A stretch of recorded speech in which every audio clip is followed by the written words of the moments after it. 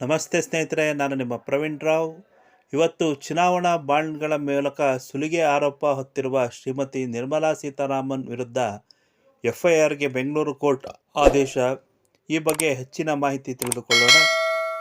ಕೇಂದ್ರ ಹಣಕಾಸು ಸಚಿವೆ ನಿರ್ಮಲಾ ಸೀತಾರಾಮನ್ಗೆ ಹೈಕೋರ್ಟ್ ಶಾಕ್ ನೀಡಿದೆ. ಕೇಂದ್ರ ಸಚಿವರ ವಿರುದ್ಧ ಪ್ರಕರಣ ದಾಖಲಿಸುವಂತೆ ನ್ಯಾಯಾಲಯ ಆದೇಶ ಹೊರಡಿಸಿದೆ. ಇನ್ನು ತಿಲಕ್ ನಗರ ಪೊಲೀಸ್ ಠಾಣೆಗೆ ಆದೇಶ ನೀಡಲಾಗಿದೆ. ಚುನಾವಣಾ ಬಾಂಡ್ಗಳ ಹೆಸರಿನಲ್ಲಿ ನಿರ್ಮಲಾ ಸೀತಾರಾಮನ್ ಕೆಲವು ಕೈಗಾರಿಕೋದ್ಯಮಿಗಳಿಗೆ ಬೆದರಿಕೆ ಹಾಕಿದ್ದಾರೆ ಎಂದು ಜನಾಧಿಕಾರ ಸಂಘರ್ಷ ಪರಿಷತ್ತಿನ ಆದರ್ಶ ಅಯ್ಯರ್ ಅವರು ತಿಲಕ್ ನಗರ ಠಾಣೆಯಲ್ಲಿ ಈ ಹಿಂದೆ ದೂರು ನೀಡಿದ್ದರು. ಏನಿದು ಆರೋಪ? ಬೆಂಗಳೂರಿನಲ್ಲಿ ದಾಖಲಾಗಿರುವ ದೂರಿನಲ್ಲಿ ನಿರ್ಮಲಾ ಸೀತಾರಾಮನ್ ಮಾತ್ರವಲ್ಲದೆ ಬಿಜೆಪಿ ಅಧ್ಯಕ್ಷ ಜೆ.ಪಿ. ನಡ್ಡಾ, ಕರ್ನಾಟಕ ಬಿಜೆಪಿ ನಾಯಕರಾದ ನಳಿನ್ ಕುಮಾರ್ ಕಟೀಲ್ ಮತ್ತು ಬಿ.ವೈ. ವಿಜಯೇಂದ್ರ ಅವರ ಹೆಸರು ಇದೆ. ಒತ್ತಡದ ತಂತ್ರವಾಗಿ ಜಾರಿ ನಿರ್ದೇಶನಾಲಯ ನಡೆಸಿದ ದಾಳಿಗಳನ್ನು ಉಲ್ಲೇಖಿಸಿ ಕಾರ್ಪೊರೇಟ್ ಸಂಸ್ಥೆಗಳು ಸಾವಿರಾರು ಕೋಟಿಗಳ ಚುನಾವಣೆ ಬಾಂಡ್ಗಳನ್ನು ಖರೀದಿಸಲು ಒತ್ತಾಯಿಸಲಾಗಿದೆ ಎಂದು ದೂರಿನಲ್ಲಿ ಆರೋಪಿಸಲಾಗಿದೆ. ಈ ಎಲೆಕ್ಟೋರಲ್ ಬಾಂಡ್ಗಳನ್ನು ಬಿಜೆಪಿ ನಾಯಕರು ರಾಷ್ಟ್ರೀಯ ಮತ್ತು ರಾಜ್ಯ ಮಟ್ಟದಲ್ಲಿ ನಗದೀಕರಿಸಿದ್ದಾರೆ ಎಂದು ಹೇಳಲಾಗಿದೆ. ಚುನಾವಣಾ ಬಾಂಡ್ಗಳ ಯೋಜನೆಯ ರಾಜಕೀಯ ಉದ್ದೇಶಗಳಿಗಾಗಿ ಅಕ್ರಮ ಹಣವನ್ನು ಸಂಗ್ರಹಿಸಲು ಅನುಕೂಲ ಮಾಡಿಕೊಟ್ಟಿದೆ ಎಂದು ದೂರಿನಲ್ಲಿ ಹೇಳಲಾಗಿದೆ.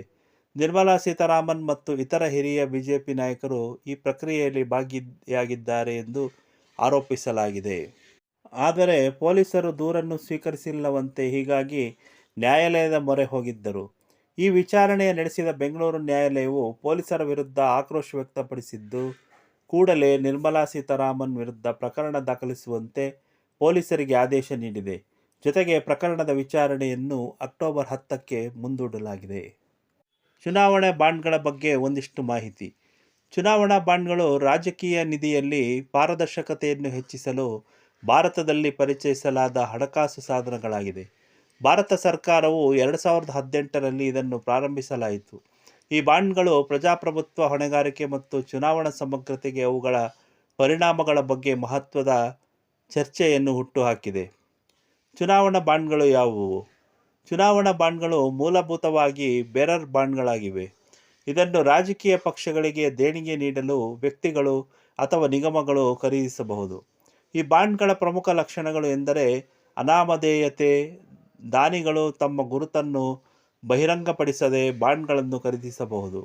ಇದು ಪಾರದರ್ಶಕತೆಯ ಬಗ್ಗೆ ಕಳವಳವನ್ನು ಉಂಟುಮಾಡುವ ಗೌಪ್ಯತೆಯ ಮಟ್ಟವನ್ನು ಒದಗಿಸುತ್ತದೆ. Purchase mechanism. ಈ ಬಾಂಡ್ಗಳನ್ನು ಗೊತ್ತುಪಡಿಸದ SBI ಶಾಖೆಗಳಿಂದ ಖರೀದಿಸಬಹುದು. ಅವು ವಿವಿಧ ಪಂಗಡಗಳಲ್ಲಿ ಲಭ್ಯವಿದ್ದು ಸಣ್ಣ ಮತ್ತು ದೊಡ್ಡ ದಾನಿಗಳಿಗೆ ಕೊಡುಗೆ ನೀಡಲು ಸುಲಭವಾಗುತ್ತದೆ. ಒಮ್ಮೆ ಖರೀದಿಸಿದರೆ ಚುನಾವಣಾ ಬಾಂಡ್ಗಳು 15 ದಿನಗಳವರೆಗೆ ಮಾನ್ಯವಾಗಿರುತ್ತದೆ. ಈ ಸಮಯದಲ್ಲಿ ಬಾಂಡ್ಗಳನ್ನು ರಾಜಕೀಯ ಪಕ್ಷವು ನಿಧಿಗಾಗಿ ರಿಡೀಮ್ ಮಾಡಿಕೊಳ್ಳಬೇಕು. ಚುನಾವಣಾ ಬಾಂಡ್ಗಳ ಉದ್ದೇಶ: ರಾಜಕೀಯ ದೇಣಿಗೆ ಪ್ರಕ್ರಿಯೆಯನ್ನು ಔಪಚಾರಿಕತೆಗೊಳಿಸುವ ಮೂಲಕ ಚುನಾವಣೆಯಲ್ಲಿ ಕಪ್ಪು ಹಣದ ಪ್ರಭಾವವನ್ನು ಕಡಿಮೆ ಮಾಡಲು ಸರ್ಕಾರವು ಗುರಿ ಹೊಂದಿದೆ. ಬಾಂಡ್ಗಳು ಬಹಿರಂಗಪಡಿಸಿದ ವಿಧಾನಗಳ ಮೂಲಕ ಬದಲಾಗಿ ಕಾನೂನುಬದ್ಧ ಮಾರ್ಗಗಳ ಮೂಲಕ ಕೊಡುಗೆ ನೀಡಲು ದಾನಿಗಳನ್ನು ಪ್ರೋತ್ಸಾಹಿಸಲಾಗುತ್ತದೆ.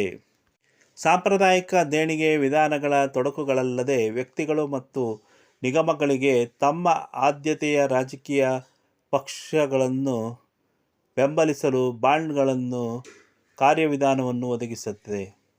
ವಿವಾದಗಳು ಮತ್ತು ಟೀಕೆ. ಚುನಾವಣಾ ಬಾಂಡ್ಗಳು ಒದಗಿಸಿದ ಅನಾಮಧೇಯತೆಯು ರಾಜಕೀಯ ನಿಧಿಯಲ್ಲಿ ಪಾರದರ್ಶಕತೆಯನ್ನು ಹಾಳು ಮಾಡುತ್ತದೆ ಎಂದು ಸಾಕಷ್ಟು ಮುಖಂಡರು ವಾದಿಸುತ್ತಾರೆ. ಯಾರು ಯಾರಿಗೆ ಹಣ ನೀಡುತ್ತಿದ್ದಾರೆಂದು ತಿಳಿಯದೆ ರಾಜಕೀಯ ನಿರ್ಧಾರಗಳ ಮೇಲೆ ಸಂಭಾವ್ಯ ಪ್ರಭಾವಗಳ ಬಗ್ಗೆ ಮತದಾರರು ಕತ್ತಲೆಯಲ್ಲಿ ಇರಬಹುದು. ಚುನಾವಣಾ ಬಾಂಡ್ಗಳು ಪ್ರಾಥಮಿಕವಾಗಿ ಸ್ಥಾಪಿತ ರಾಜಕೀಯ ಪಕ್ಷಗಳಿಗೆ ಪ್ರಯೋಜನಕಾರಿಯಾಗುತ್ತದೆ ಎಂಬ ಕಳವಳವಿದೆ. ಏಕೆಂದರೆ ಅವುಗಳು ಗಮನಾರ್ಹವಾದ ದೇಣಿಗೆಯನ್ನು ಆಕರ್ಷಿಸುವ ಸಾಧ್ಯತೆ ಇದೆ. ಇದರಿಂದಾಗಿ ಸಣ್ಣ ಪಕ್ಷಗಳಿಗೆ ಅನಾನುಕೂಲವಾಗುತ್ತದೆ. ಬಹಿರಂಗಪಡಿಸುವಿಕೆಯ ಅವಶ್ಯಕತೆಗಳ ಕೊರತೆಯು ಹೆಚ್ಚಿದ ಭ್ರಷ್ಟಾಚಾರಕ್ಕೆ ಕಾರಣವಾಗಬಹುದು. ಏಕೆಂದರೆ ವ್ಯವಹಾರಗಳು ಹೊಣೆಗಾರಿಕೆ ಇಲ್ಲದೆ ಸರ್ಕಾರಿ ನೀತಿಗಳ ಮೇಲೆ ಪ್ರಭಾವ ಬೀರಲು ಬಾಂಡ್ಗಳನ್ನು ಬಳಸಬಹುದಾಗಿದೆ. ಇದು ಈ ಪ್ರಕರಣದ ಮಾಹಿತಿ. ಇಷ್ಟವಾದರೆ ಲೈಕ್ ಮಾಡಿ, ಕಮೆಂಟ್ ಮಾಡಿ, ಸಾಧ್ಯವಾದಷ್ಟು ಶೇರ್ ಮಾಡಿ ಮತ್ತು ಸಬ್ಸ್ಕ್ರೈಬ್ ಮಾಡಿ. ಧನ್ಯವಾದಗಳು.